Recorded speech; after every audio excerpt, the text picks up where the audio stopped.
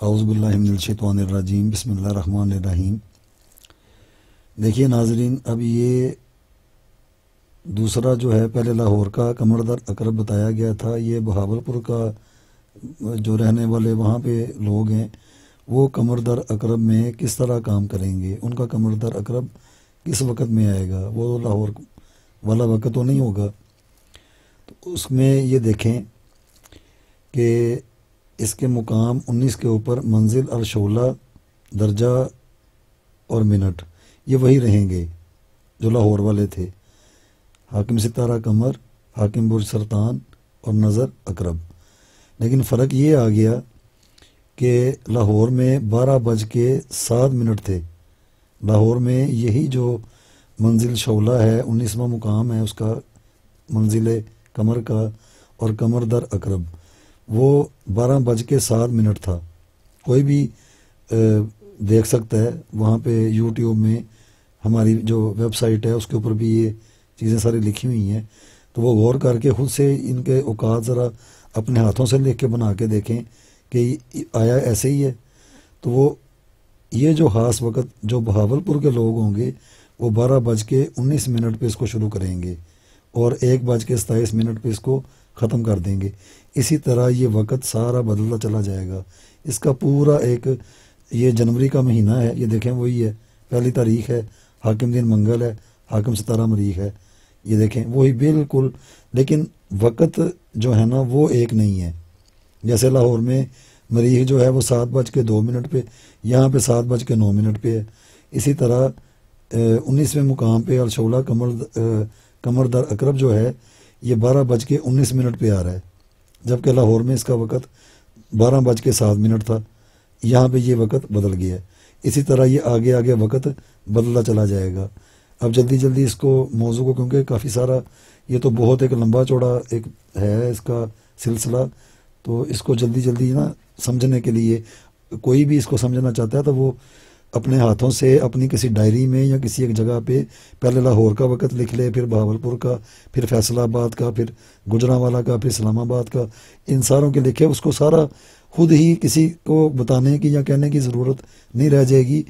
اپنی آنکھوں سے وہ مشاہدہ کر کے دیکھ سکتا ہے کہ یہ اتنا فرق کیسے آتا جا رہا ہے۔ اب یہ دیکھیں نشان اس کے اوپر لگا دیا ہوا ہے۔ یہ اب آئے گی دوسری تاریخ۔ دوسری تاریخ میں یہ دیکھیں، یہ قمر ہے، اب یہ 4:53 پہ یہ آئے گا 19ویں مقام پہ، اور 6 بلکہ 6 بجے اس کو ختم کر دینا چاہیے، 1 منٹ پہلے ہی ختم کر دینا چاہیے۔ جبکہ لاہور میں یہ 4:44 پہ تھا، یہ وقت ہی نہیں تھا۔ 4:44 پہ لاہور میں تھا، یہاں پہ 4:53 پہ ہے۔ یہی قمر در اقرب 2 تاریخ ہے، لاہور کی بھی 2 تاریخ تھی۔ اب جلدی جلدی اس کو سمیٹتے ہیں تاکہ جو اصل تک جائیں۔ ابھی تو بہت سارے اسی جنتری کو ہی لے کے بہت سارے موضوع پڑے ہوئے ہیں۔ ابھی شمس ہے، قمر ہے، ان کی افادیت کیا ہیں، ان کے طلسم کیا ہیں، ان کے خاص ایسی کون سی چیزیں ہیں جو انہی خاص اوقات میں بنا کے بندہ کتنے فوائد حاصل کر سکتا ہے۔ لیکن وقت جو ہیں ان کی بڑی اہمیت ہے، اس چیز کو نظر انداز نہیں کیا جائے گا۔ اگر کوئی کرتا ہے تو وہ اس کی اپنی مرضی ہے۔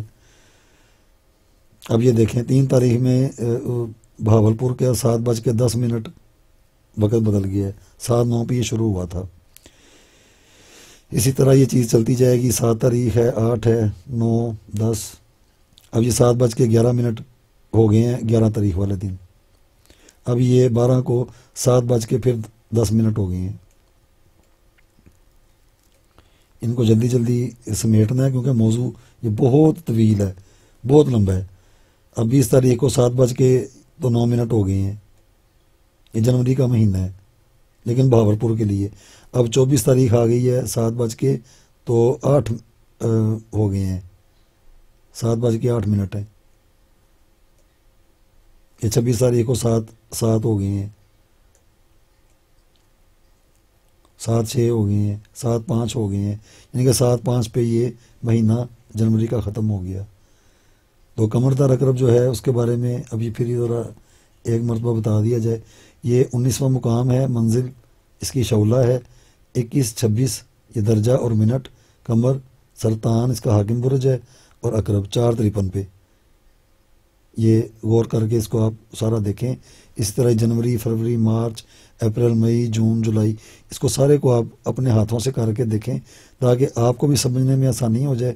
اور جو دوسری باتیں کہ یہ کب ہوتا ہے، اتنے سالوں بعد آتا ہے یا پتہ نہیں آتا بھی ہے یا نہیں، یا اور بہت کچھ سنا ہوا ہے، میں نے بھی بہت کچھ سنا ہے کہ اس طرح کی یہ باتیں لوگ کرتے ہیں، پھر وہ ذہن میں بات اٹک جاتی ہے کہ پتہ نہیں شاید میری وہ تاریخ ٹھیک نہیں تھی یا میرا وہ وقت صحیح نہیں تھا۔ تو اس کو بھی اللہ کے فضل و کرم کے ساتھ یہ واضح طور پہ یہاں پہ بنا کے ہر چیز کو دکھا دی ہے کہ کیا کون سی منزل قمر ہوتی ہے، اس کا درجہ کون سا ہوتا ہے، اس کے منٹ کتنے ہوتے ہیں، کس طرح اس کے وہ جو برج ہوتے ہیں وہ کس طرح کس نظر سے کتنے بج کے کتنے منٹ پہ وہ اپنا سفر طے کرتا ہے۔ یہ شعائیں ہوتی ہیں جن کو آپ نے اپنی عمل کی چیزوں میں، اپنے عمل میں، اپنی زبان کی تاثیر میں ان کے اثرات کو ڈالنا ہوتا ہے۔ مقصد بات کرنے کا یہ ہے، یہ کوئی کرامات یا ایسا کوئی نہیں ہے، یہ دنیا داری کے ہی علم ہے۔